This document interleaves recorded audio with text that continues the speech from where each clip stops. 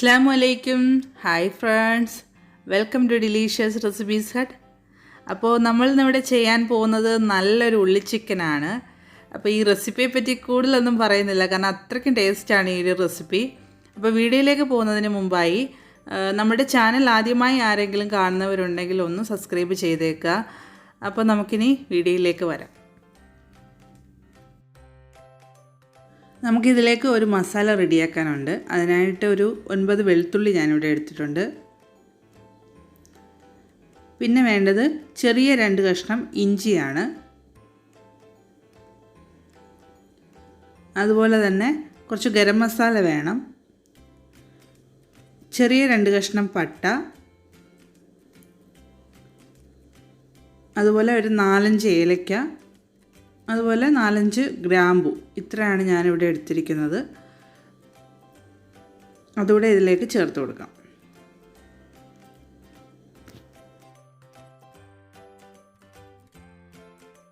ഞാനിവിടെ കാശ്മീരി മുളകും വറ്റൽമുളകുമാണ് എടുത്തിരിക്കുന്നത്. കാശ്മീരി മുളകിന് ഒട്ടും എരിവില്ലാത്തതുകൊണ്ടാണ് വറ്റൽമുളകും കൂടെ എടുത്തിരിക്കുന്നത്. അപ്പോൾ നിങ്ങൾ മുളക് പൊടിയാണ് ഉപയോഗിക്കുന്നതെങ്കിൽ അതൊരു 1.5 ടേബിൾ സ്പൂൺ മുളക് പൊടി ഇതിന് പകരമായിട്ട് ഉപയോഗിച്ചാൽ മതി. പിന്നെ ഇതിൻ്റെ അളവൊക്കെ മുളകിൻ്റെ അളവൊക്കെ നിങ്ങളുടെ എരിവിനനുസരിച്ച് ചേർക്കുക. ഞാനിവിടെ ഒരു 7 എണ്ണം വീതമാണ് എടുത്തിരിക്കുന്നത്. അപ്പോൾ അതും ഇതിലേക്ക് ചേർത്ത് കൊടുക്കാം.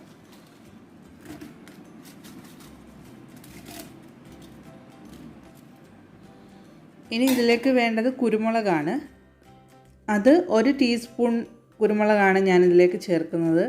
അത് കുരുമുളക് പൊടിയാണ് ചേർക്കുന്നതെങ്കിൽ 1/2 മുതൽ 3/4 ടീസ്പൂൺ വരെ കുരുമുളക് പൊടി ചേർത്ത് കൊടുത്താൽ മതി. 1/4 ടീസ്പൂൺ മഞ്ഞൾപ്പൊടി ചേർക്കാം.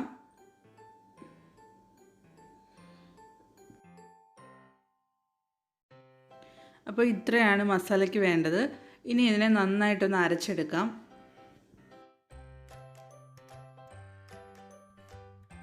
ഞാനിതിവിടെ നന്നായി അരച്ചെടുത്തിട്ടുണ്ട്.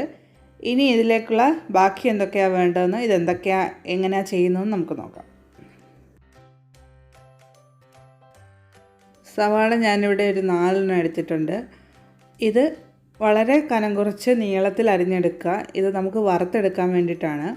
അപ്പോൾ അത് വളരെ കനം കുറച്ചൊന്ന് അരിഞ്ഞെടുക്കുക. അതുപോലെ തന്നെ 2 തക്കാളി എടുത്തിട്ടുണ്ട്.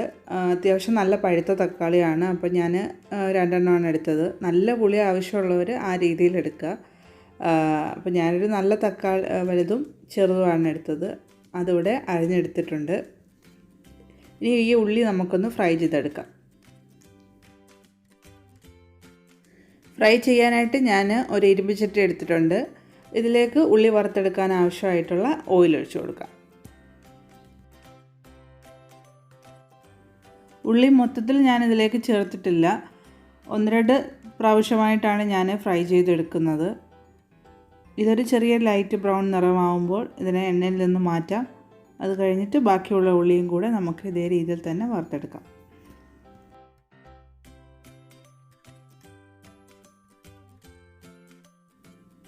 അപ്പോൾ ഉള്ളി ഇവിടെ ഫ്രൈ ആയി വന്നിട്ടുണ്ട്. ഇതിനെ എണ്ണയിൽ നിന്ന് മാറ്റാം.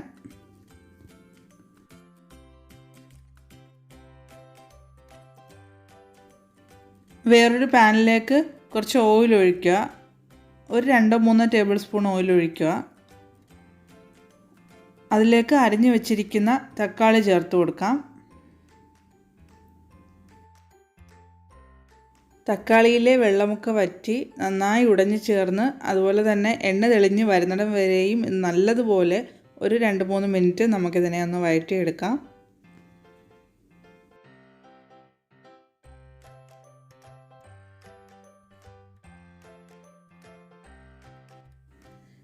ഇനി ഇതിൻ്റെ എണ്ണയൊക്കെ ഒന്ന് തെളിഞ്ഞ് വരുമ്പോൾ അരച്ചു വെച്ചിരിക്കുന്ന മസാല ഇതിലേക്ക് ചേർക്കാം.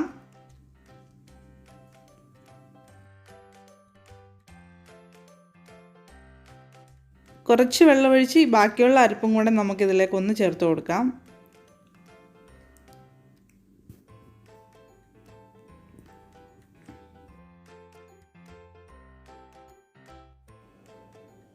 മസാലയും തക്കാളിയൊക്കെ വഴറ്റിയെടുത്ത പോലെ തന്നെ ഇതിൻ്റെ പച്ചമണമൊക്കെ മാറുന്നിടം വരെ, അതായത് ഇതിൻ്റെ എണ്ണയൊക്കെ തെളിഞ്ഞ് വരുന്നിടം വരെയും നന്നായി ഒരു 2-3 മിനിറ്റ് വഴറ്റിയെടുക്കാം.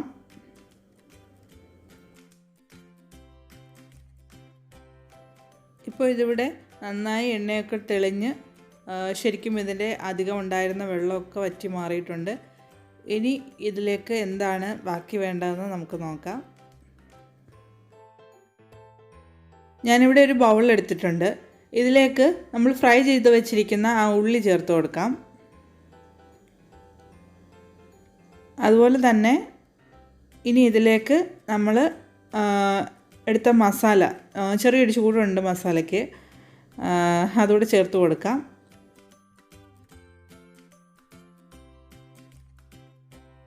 ചിക്കൻ ഞാനിവിടെ 1 കിലോ ചിക്കനാണ് എടുത്തിരിക്കുന്നത്. കഴുകി വൃത്തിയാക്കി വെച്ചിരിക്കുകയാണ്. അതും ഇതിലേക്ക് ചേർത്ത് കൊടുക്കാം.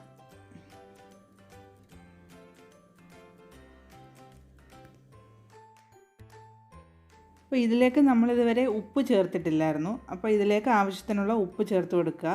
ഞാനൊരു 1.5 ടീസ്പൂണോളം ഉപ്പ് ചേർക്കുന്നുണ്ട്. ഇനി ഇതിനെ നല്ലതുപോലെ ഒന്ന് യോജിപ്പിച്ചെടുക്കാം. ഈ ചിക്കൻ്റെ പീസിലേക്ക് നമ്മുടെ ഈ മസാലയും അതുപോലെ തന്നെ ഉള്ളിയും എല്ലാം നല്ലതുപോലെ യോജിക്കുന്നിടം വരെയും ഒന്ന് മിക്സ് ചെയ്തെടുക്കാം.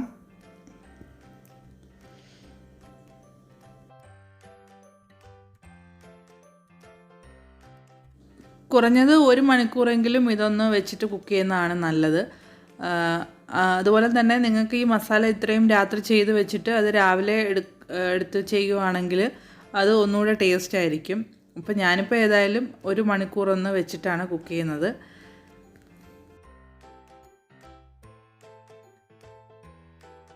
നമ്മളിന്നിവിടെ ഉള്ളി ചിക്കൻ ഉണ്ടാക്കാൻ പോകുന്നത് ഇരുമ്പ് ചട്ടിയിലാണ്.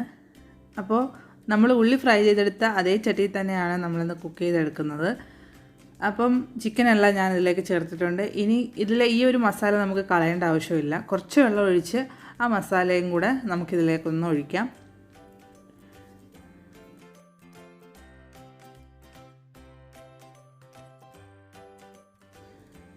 ഇനി ഇതിലേക്ക് കറിവേപ്പില വേണം. അതൊരു 2-3 തണ്ട് നമുക്കിതിലേക്ക് ചേർക്കാം.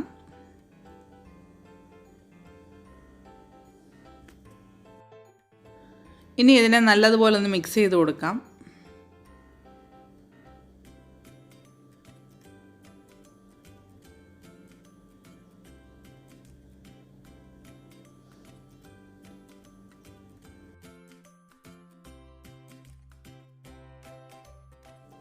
ഇപ്പം ഞാനിതിനെ ഗ്യാസിലേക്ക് മാറ്റിയിട്ടുണ്ട്. അടച്ചു വെച്ച് ഏറ്റവും ചെറിയ തീയിൽ ഒരു 3-4 മിനിറ്റ് അങ്ങനെ തന്നെ വെക്കുക. ഇടയ്ക്ക് പ്രത്യേകം ഇളക്കി കൊടുക്കാൻ മറക്കരുത്. അപ്പോൾ ഒരു 3-4 മിനിറ്റ് കഴിയുമ്പോൾ അതാണ്ട് ഇതിൽ നിന്ന് തന്നെ കണ്ടോ കുറച്ച് വെള്ളമൊക്കെ ഇറങ്ങി വരും. പിന്നെ ജസ്റ്റ് നമ്മൾ ആ ചേർത്ത മസാലയും ചിക്കനുമായിട്ടൊക്കെ ഒന്ന് കോട്ടായി വരും. അപ്പോൾ ആ സമയത്ത് നമുക്ക് ആവശ്യത്തിനുള്ള ചിക്കൻ വേകാൻ ആവശ്യമായിട്ടുള്ള വെള്ളം ഒന്ന് ഒഴിച്ചു കൊടുക്കാം. അപ്പോൾ എന്നിട്ട് അടച്ചു വെക്കാം. ഞാനിപ്പോൾ ഒരുപാട് വെള്ളമൊന്നും ചേർത്തില്ല, 1 ഗ്ലാസ് വെള്ളം ഞാൻ ചേർത്തിട്ടുണ്ട്.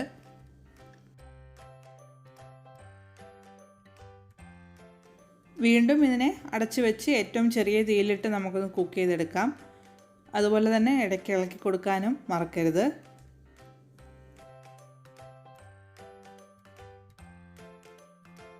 ഞാനിതിവിടെ വെച്ചിട്ട് ഒരു 10 മിനിറ്റ് ആയിട്ടുണ്ടായിരുന്നു. അപ്പോൾ നമുക്ക് നോക്കാം നമ്മുടെ ഉള്ളി ചിക്കൻ റെഡി ആയോ എന്ന്. അപ്പോൾ ഇതിവിടെ കറക്റ്റായിട്ട് വന്നിട്ടുണ്ട്. ഇനി ഇതിനെ നമുക്കൊന്നുകൂടെ ഒന്ന് മിക്സ് ചെയ്ത് കൊടുക്കാം. ഞാൻ ഇടയ്ക്കിടയ്ക്ക് ഇളക്കി കൊടുക്കുന്നുണ്ടായിരുന്നു. അപ്പോൾ നല്ല പാകത്തിന് കിട്ടിയിട്ടുണ്ട് എനിക്ക്. ഇതിന് തൊട്ട് മുമ്പായിട്ട് ഒരു Kerala wedding party special fried rice ഞാൻ ചെയ്തിട്ടുണ്ടായിരുന്നു. ആ റൈസിൻ്റെ കൂടെയൊക്കെ ഇത് നല്ലൊരു കോമ്പിനേഷനാണ്. അപ്പോൾ ആ വീഡിയോ കാണാത്തവർ ഒന്ന് കയറി കാണുക. ഈ വീഡിയോയുടെ താഴെയായിട്ട് ഞാൻ അതിൻ്റെ ലിങ്ക് കൊടുത്തേക്കാം. എല്ലാവരും ട്രൈ ചെയ്ത് നോക്കണം. തീർച്ചയായിട്ടും നിങ്ങളുടെ അഭിപ്രായങ്ങൾ നിങ്ങൾ അറിയിക്കുക. നിങ്ങൾ വീഡിയോ ഇഷ്ടപ്പെട്ടാൽ ലൈക്ക് ചെയ്യുക, കമൻറ്റ് അറിയിക്കാനും മറക്കരുത്. അതുപോലെ തന്നെ പുതിയൊരു നല്ല വീഡിയോയുമായി നമുക്കിനി വീണ്ടും കാണാം. അതുവരെ എല്ലാവരും സേഫായിട്ടിരിക്കുക. വീഡിയോ കണ്ട എല്ലാവർക്കും താങ്ക് യു.